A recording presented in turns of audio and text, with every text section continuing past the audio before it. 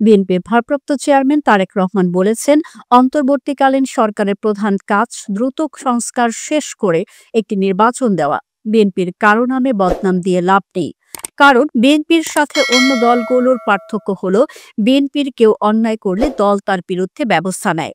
শনিবার যশোর ঈদগাহ মাঠে যশোর জেলা বিএনপির সম্মেলনে প্রধান অতিথির বক্তব্যে তিনি এসব কথা বলেন। এ সময় তিনি দলের সবাইকে ঐক্যবদ্ধ থাকার আহ্বান জানান। বিএনপির ভারপ্রাপ্ত চেয়ারম্যান বলেন, এখন অনেকে সংস্কারের কথা বলছে, তবে বিএনপি ২.৫ বছর আগেই রাষ্ট্র কাঠামো গঠনে ৩১ দফা সংস্কারের প্রস্তাব দিয়েছে। দলীয় নেতাকর্মীদের উদ্দেশ্যে তিনি বলেন, এই ৩১ দফা এখন গ্রামে গ্রামে মানুষের কাছে পৌঁছে দিতে হবে। বিএনপি ক্ষমতায় গেলে শিক্ষা, নারী বিষয়ক উন্নয়ন, অর্থনীতি ও অন্যান্য খাতে কি কি কাজ করবে তা মানুষকে জানানো এখন বড় দায়িত্ব। তিনি আরো বলেন, বিএনপির বিভিন্ন নেতাকর্মীর বিরুদ্ধে নানা কথা বলা হয়, অমুক অন্যায়ের সঙ্গে জড়িত।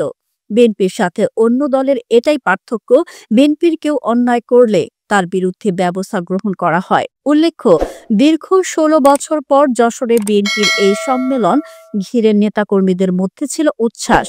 সকাল ১০টার মধ্যে নেতাকর্মী, ডেলিগেট ও কাউন্সিলরদের উপস্থিতিতে ঈদগাহ মাঠ পরিপূর্ণ হয়ে যায়।